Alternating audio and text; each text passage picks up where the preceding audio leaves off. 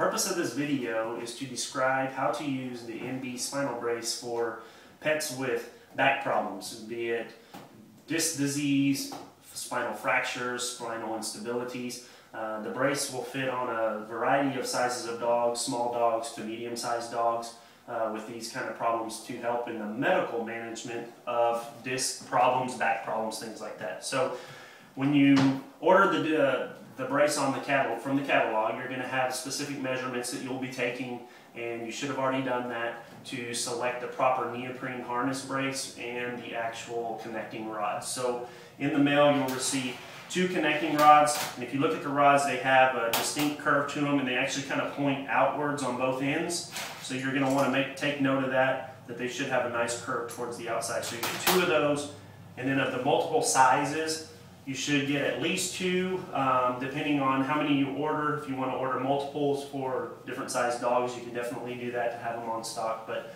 for 2 for sure.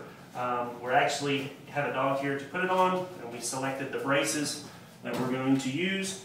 And for this particular dog, it's going to require these 2 sizes. It's actually 2 different sizes, so that's not going to be an uncommon thing to see, that the chest is actually wider than the abdomen.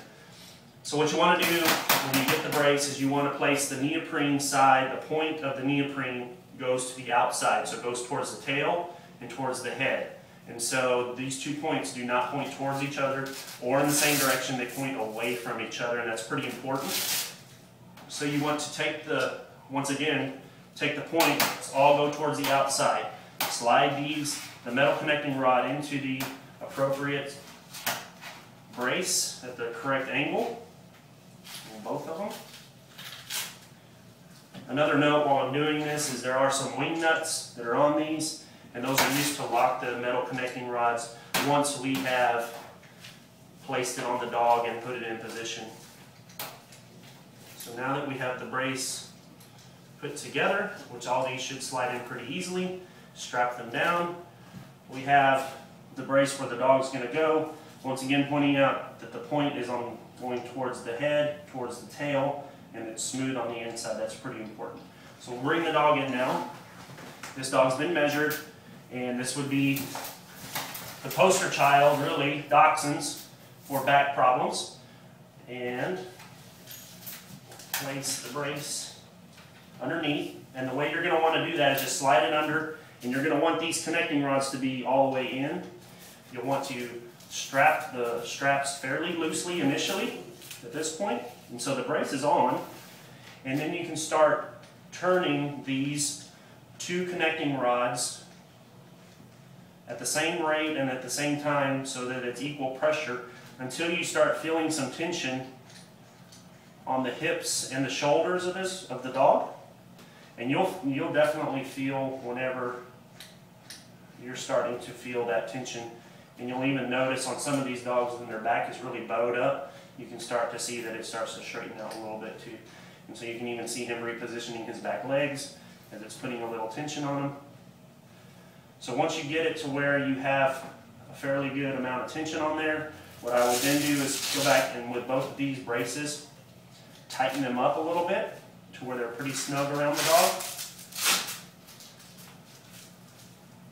And then from there, you can either leave it there and tighten your wing nuts so that they're not slipping. That's kind of more of a little bit of a neutral position, just giving the back some support. Or you can further open these connecting rods to actually put a little bit of decompressive forces on the dog to actually stretch out the back and take some tension off the intervertebral discs and things like that. So it really can help aid in the medical management of disc disease for these guys, which is what the goal is with this thing, and to support for any kind of back injuries. One thing that I would note is whenever you tighten these down, make sure that it's not putting any pressure on the dog. These are off the dog a little bit, so you should notice that. But what you can see is that this dog is definitely supported in all angles, and that back stays very well supported. They are able to walk around with this. He's just a little scared on the table, and they will lay down and get comfortable with this once they get used to it. He's actually wagging his tail, but this is a great way to help get these guys some back support that they need.